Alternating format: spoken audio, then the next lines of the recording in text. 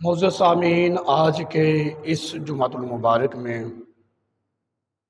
نبی کریم علیہ الصلاۃ والسلام کی میلاد شریف کی شرعی حیثیت کو بیان کیا جائے گا۔ دعا ہے اللہ رب العزت ہماری اس جمعۃ المبارک کی حاضری کو اپنی بارگاہ صمدیت میں قبول فرمائے۔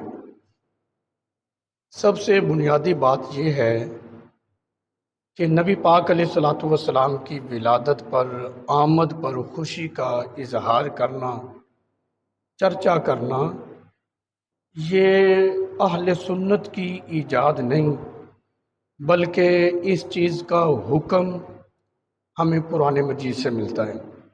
سورۃ الضحیٰ میں اللہ تعالیٰ ارشاد فرماتا ہے وَأَمَّا بِنِعْمَةِ رَبِّكَ فَحَدِّثْ، اور اپنے رب کی نعمتوں کا خوب چرچا کرو۔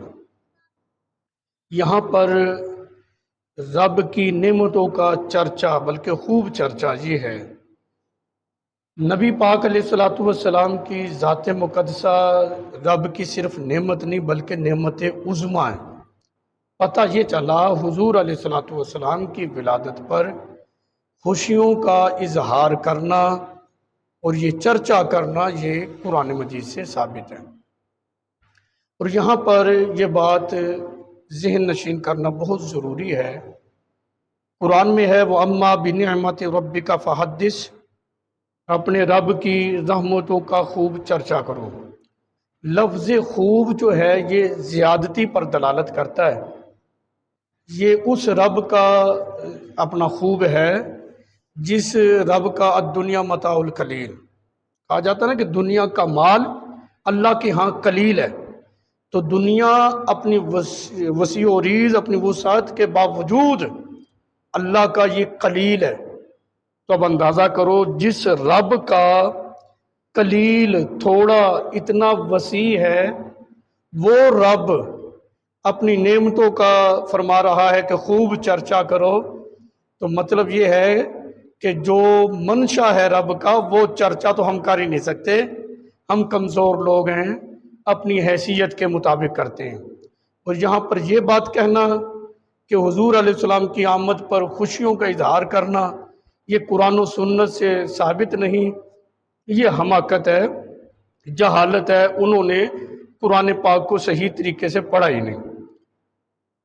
یہاں پر یہ بات بھی بڑی قابل غور ہے، اللہ تعالیٰ نے راتیں بھی بنائی ہیں، دن بھی بنائے ہیں، سال بھی، مہینے بھی، یہ ساری کائنات رب نے بنائی ہیں۔ دن بھی اللہ نے پیدا کیے، راتیں بھی، مہینے بھی، سال بھی۔ کیا وجہ ہے کہ بعض راتیں بعض سے افضل ہیں، بعض مہینے بعض مہینوں سے افضل ہے؟ پیدا تو سب کچھ رب نے کیا ہے، بنایا ہوا تو یہ سب کچھ اللہ کا ہے، پھر بعض کو بعض پر فضیلت کیوں ہے؟ کہتے کہ نسبت کی وجہ سے ہے۔ جیسے رمضان المبارک کی فضیلت ہے عام مہینوں پر، کیوں؟ اس کو ایک خاص نسبت ہے قرآن کے ساتھ، اس قرآن کی نسبت کی وجہ سے رمضان المبارک کا مہینہ جو ہے وہ خاص ہو جاتا ہے، یہ عام مہینوں کی طرح نہیں رہتا۔ پھر لیلۃ القدر، جو 27ویں شب لیلۃ القدر کی رات ہے، جو بھی ہو، لیلۃ القدر 1000 مہینوں کی عبادت سے بھی افضل ہے اس رات کی عبادت۔ کیا مطلب ہے؟ کہتے ہیں کہ یہ اس لیے کہ اس رات قرآن اترا ہے، تو جس رات میں قرآن اترے وہ رات ایک ہی 1000 مہینوں کی راتوں سے بھی افضل ہو جائے، تو جس سینہ مصطفیٰ پر قرآن اترا ہو اس سینہ مصطفیٰ کا مقام کتنا بلند ہوگا۔ بلکہ یہاں پر رکے ذرا، بات یہ ہے کہ جو ہمیں رمضان ملا ہے، قرآن ملا ہے، لیلۃ القدر ملی ہے، الغرض کہ ساری کائنات، ساری بنائیاں، نماز، روزہ، حج، زکوٰۃ، جو کچھ بھی ملا ہے، کلمہ ملا ہے، یہ حضور کی وجہ سے ملا ہے۔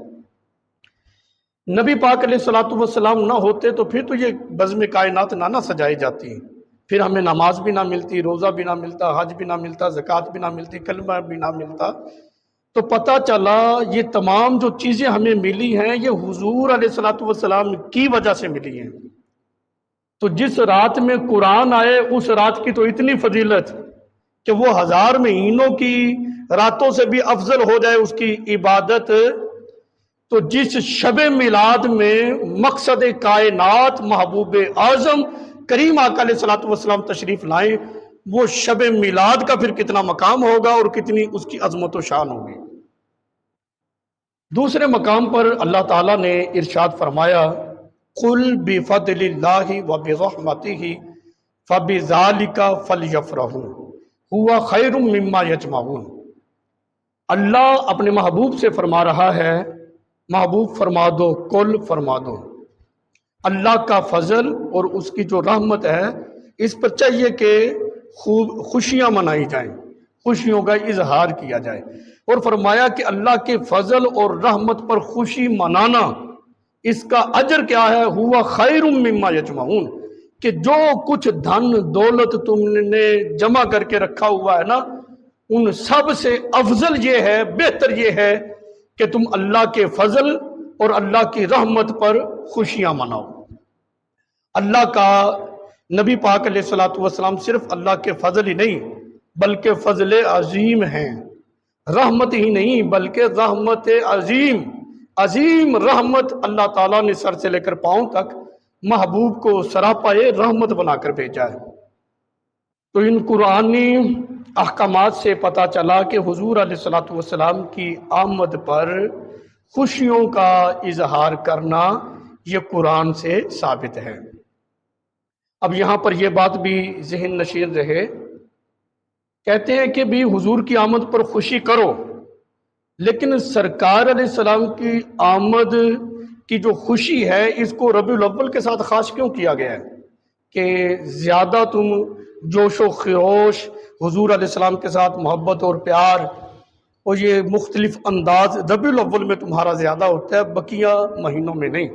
خوشی کرنی ہے تو پھر کرو، ربیع الاول میں، ربیع النور شریف میں ہی خاص کر کے کیوں کرتے ہو؟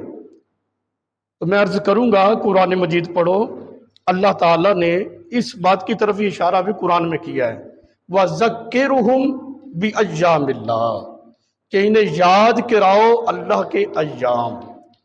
بِأَيَّامِ اللَّهِ، ایام اللہ سے کیا مراد ہے؟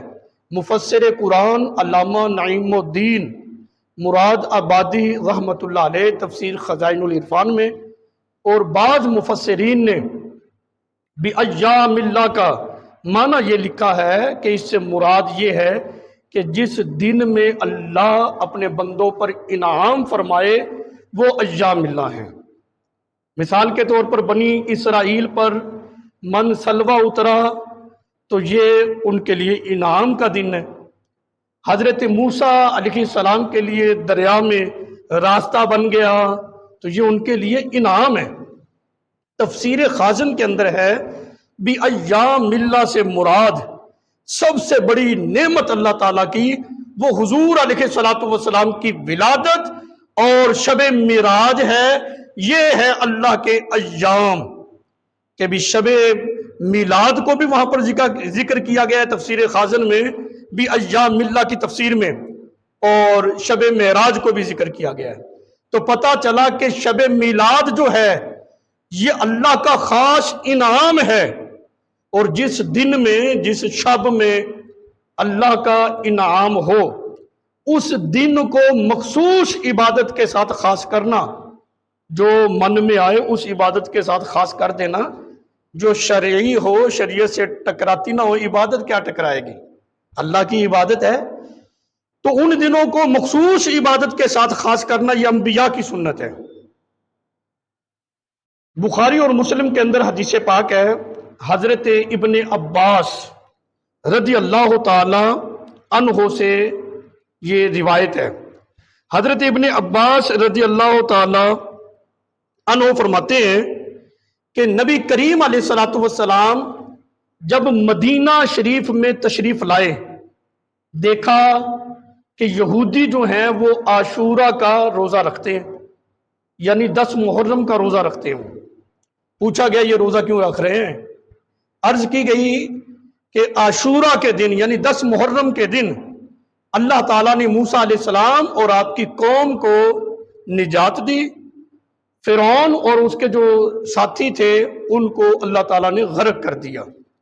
بطور شکرانہ حضرت موسیٰ علیہ السلام نے، چونکہ یہ اللہ کا انعام تھا، اس انعام والے دن کو عبادت کے ساتھ خاص کیا۔ موسیٰ علیہ السلام نے روزہ رکھا۔ عرض کی کہ یہ یہودی لوگ جو ہیں، یہ موسیٰ علیہ السلام کی اتباع میں، چونکہ انہوں نے اپنی نجات والے دن بطور شکرانہ روزہ رکھا، تو یہ بھی روزہ رکھتے ہیں۔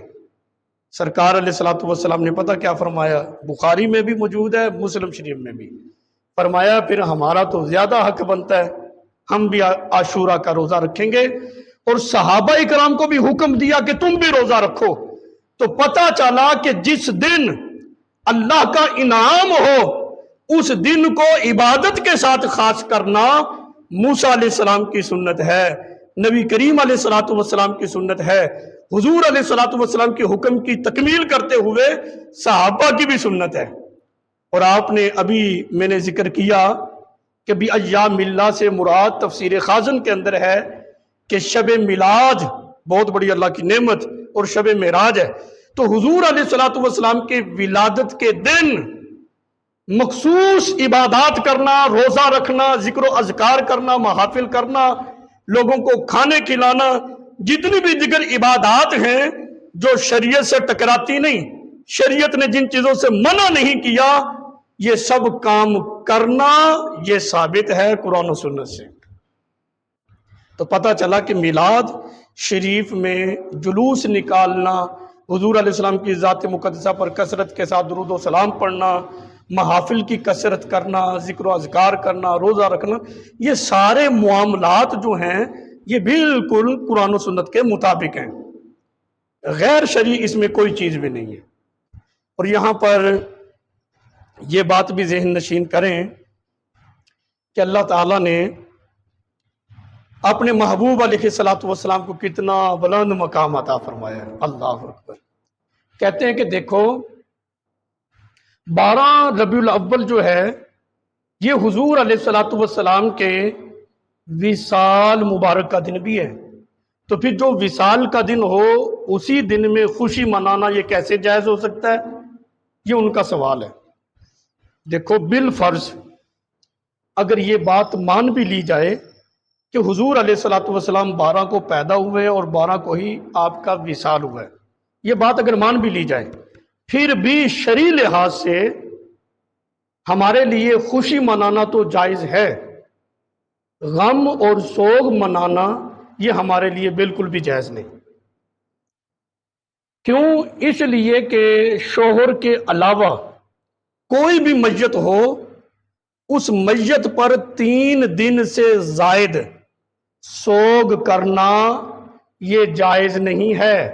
ہاں اگر شوہر فوت ہو گیا تو بیوی جو ہے وہ اپنے شوہر کا سوگ جو ہے وہ 4 ماہ 10 دن کرے گی۔ تو شوہر کے علاوہ کوئی بھی میت ہو اس پر جو ہے 3 دن سے زائد سوگ نہیں ہو سکتا۔ اور میں آپ کے سامنے حدیث پاک پیش کرنے لگا ہوں اسی حوالے سے، بخاری اور مسلم کے اندر یہ حدیث پاک موجود ہے۔ ام المومنین حضرت ام حبیبہ رضی اللہ تعالی عنہ زوجہ رسول ہیں۔ ام المومنین حضرت زینب بنت جہش رضی اللہ تعالی عنہ یہ بھی زوجہ رسول ہیں۔ بخاری مسلم میں حضرت ام حبیبہ اور حضرت زینب بنت جہش رضی اللہ عنہما سے روایت ہے، وہ فرماتی ہیں کہ رسول اللہ صلی اللہ علیہ وسلم نے فرمایا کہ جو عورت اللہ اور یوم آخرت پر ایمان رکھتی ہے اس کے لیے یہ حلال نہیں کہ وہ کسی میت پر 3 دن سے زائد سوگ کرے۔ ہاں شوہر پر جو ہے وہ 4 ماہ 10 دن سوگ ہوگا۔ اب مجھے ذرا بتائیں نا، اسلام میں 3 دن سے زائد تو سوگ کا تصور ہی نہیں ہے۔ حضور علیہ السلام بالفرض ان کی بات ہم مانیں کہ 12 کو ہی آپ کا وصال ہے، تو سرکار علیہ السلام کو رخصت ہوئے کتنے عرصہ گزر گیا ہے؟ تو اس کا مطلب یہ ہے کہ سوگ کی ایک لمٹ ہے، خوشی کی کوئی لمٹ نہیں ہے۔ اگر یہ بات تمہاری مان بھی لی جائے تب بھی خوشی منانا قرآن و سنت سے ثابت ہے، سوگ اور غم یہ اسلامی تعلیمات میں کہیں بھی نظر نہیں آتا۔ میں آپ کے سامنے حدیث پاک پیش کرتا ہوں۔ حدیث پاک میں آتا ہے یہ حدیث پاک ترمذی شریف کتاب الجمعہ کے اندر ہے۔ نبی کریم علیہ الصلوۃ والسلام نے فرمایا کہ جن ایام پر سورج طلوع ہوتا ہے نا، ان سب میں سب سے بہتر دن جمعے کا دن ہے، اور جمعے کا دن وہ دن ہے جس میں حضرت آدم علیہ السلام پیدا ہوئے۔ یہ وہ دن ہے جس میں حضرت آدم علیہ السلام کو زمین پر اتارا گیا۔ یہ وہی دن ہے جس دن میں حضرت آدم علیہ السلام کی توبہ قبول ہوئی، اور وصال بھی آپ کا اسی دن میں ہوا، جمعے کے دن، اور قیامت بھی جمعہ کے دن ہی برپا ہوگی۔ آگے ابن ماجہ شریف کے اندر حدیث ہے، نبی کریم علیہ الصلوۃ والسلام نے فرمایا جمعہ کا جو دن ہے یہ مومنوں کے لیے عید کا دن ہے، کہ اللہ تبارک و تعالی نے جمعہ کا دن جو ہے وہ مومنوں کے لیے عید کا دن بنا دیا ہے۔ اگر کسی نبی کی ولادت اور وصال ایک ہی دن میں ہو تب بھی خوشی کا ہی ہمیں ملتا ہے حکم، غم کا تو نہیں۔ آدم علیہ السلام پیدا بھی جمعے کو ہوئے، وصال بھی جمعے کو ہوا، حضور علیہ الصلوۃ والسلام فرما رہے ہیں کہ جمعے کا دن عید کا دن ہے۔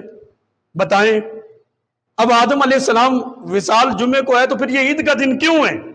تو پتہ چلا ایک ہی دن میں اگر اتفاق ایسا ہے کہ ولادت اور وصال ہے تو پھر خوشی ہی منائی جائے گی، غم کی کوئی مثال کوئی نظیر یہ دن اسلام میں موجود نہیں ہے۔ زیادہ سے زیادہ جو ہے وہ حکم ملتا ہے 3 دن کا، اور شوہر پر 4 ماہ 10 دن کا، اس سے زائد کا تو نہیں ہے۔ ایک اور حدیث پاک آپ کے سامنے ذکر کرتا ہوں، آپ کی طبیعت خوش ہو جائے گی۔ حدیث پاک ہے، نبی کریم علیہ الصلوۃ والسلام نے ابن ماجہ کتاب ما جاء فی الجنائز میں ذکر کیا، حضور علیہ الصلوۃ والسلام نے فرمایا اللہ نے زمین پر انبیاء کے مبارک جسموں کو حرام کر دیا ہے کہ یہ زمین جو ہے انبیاء کے جسموں کو کھا نہیں سکتی۔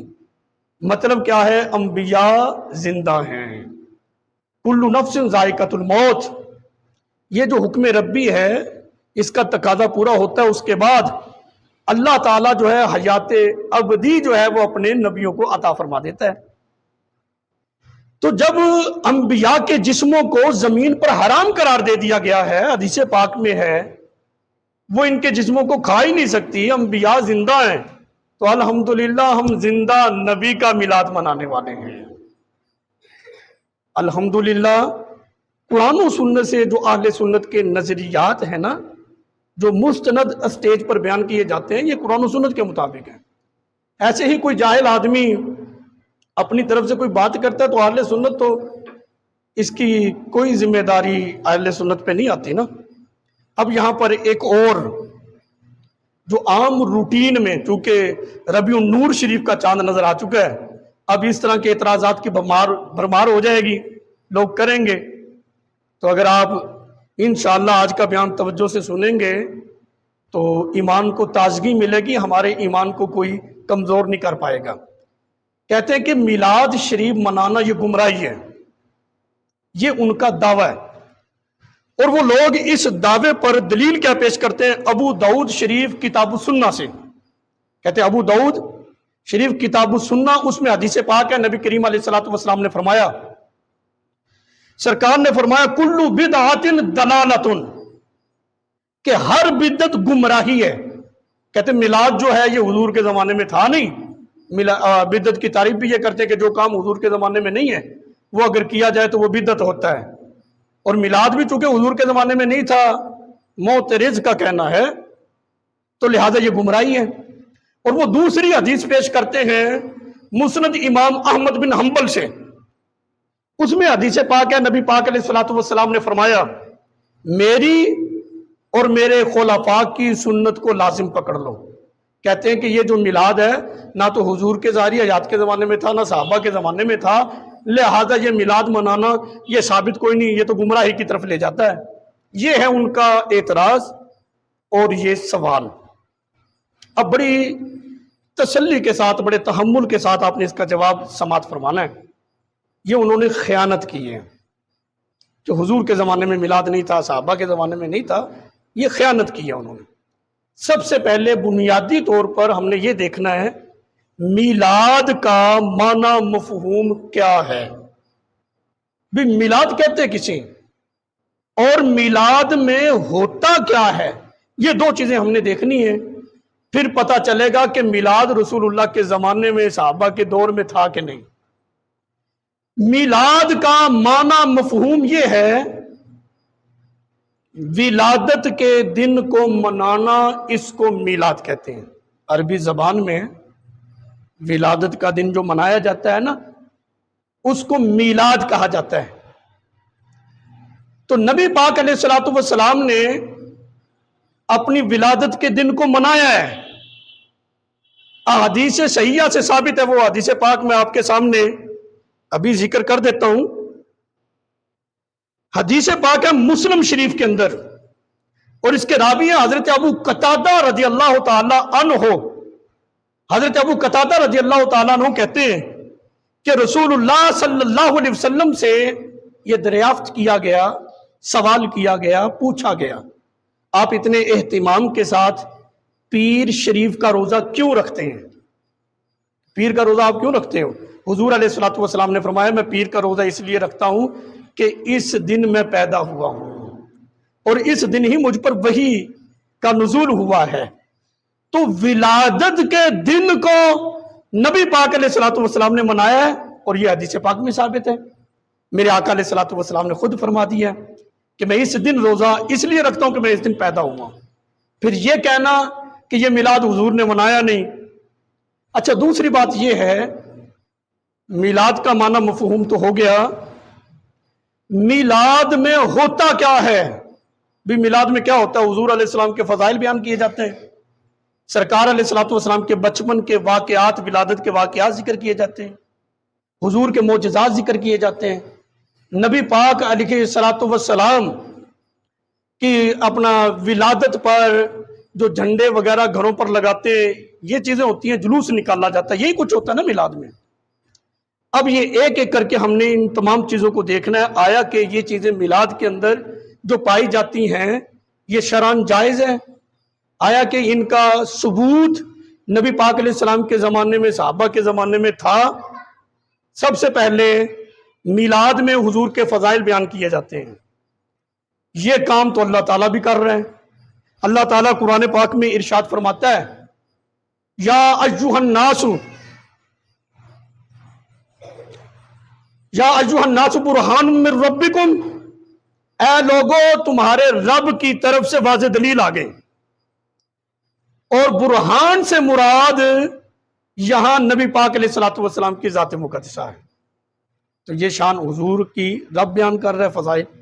دوسرے مقام پر فرمایا وَمَا أَرْسَلْنَاكَ إِلَّا رَحْمَةً لِّلْعَالَمِينَ، اللہ فرماتا ہے ہم نے نہیں بھیجا آپ کو مگر تمام جہانوں کے لیے رحمت بنا کر۔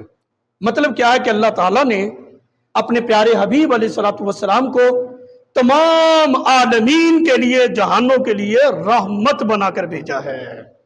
حضور رحمت بن کر آئے ہیں، جتنے بھی عالمین ہیں، جتنی اللہ کی مخلوق ہے، ان تمام مخلوق کی طرف رب نے اپنے محبوب کو رحمت بنا کر بھیجا ہے۔ یہ فضائل اللہ بیان کر رہے ہیں۔ تیسرے مقام پر اللہ تعالیٰ نے فرمایا وَلَوْ أَنَّهُمْ إِذْ ظَلَمُوا أَنفُسَهُمْ جَاءُوكَ فَاسْتَغْفَرُوا اللَّهَ وَاسْتَغْفَرَ لَهُمُ الرَّسُولُ لَوَجَدُوا اللَّهَ تَوَّابًا رَحِيمًا۔ اللہ قرآن میں فرماتا ہے کہ جب تم اپنی جانوں پر ظلم کر لو، میرے محبوب علیہ السلام کے پاس آ جاؤ، مجھ سے معافی طلب کرو، اور وہ رسول بھی تمہاری سفارش کر دیں، تو تم رب کو بہت زیادہ توبہ قبول کے فرمانے والا اور مہربان پاؤ گے۔ مطلب یہ ہے کہ رب نے اپنے محبوب کی شان یہ بیان کی ہے کہ تم محبوب کے وسیلے سے آؤ گے تو میں تمہیں نواز دوں گا، میں تمہاری غلطیوں کو، خطاؤں کو معاف فرما دوں گا۔ یہ شان اللہ نے، یہ فضائل اللہ نے اپنے محبوب کے بیان کی ہیں، اور یہی چیز تو میلاد میں بیان ہوتی ہے۔